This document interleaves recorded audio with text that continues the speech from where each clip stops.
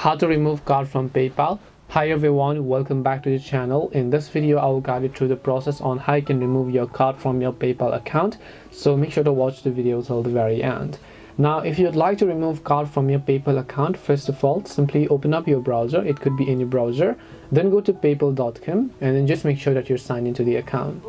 Once you're signed into the account, if normally you have linked a card, on the right hand side you'll be able to see the section where it says cards. You can just click on the cards section here. It'll take you to the page where you have added all of the cards, and you can go ahead and then remove those cards respectively.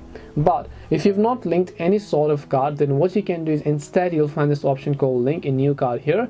Once you click on the link a card option, then you'll be able to successfully go ahead and add a new card to your PayPal account.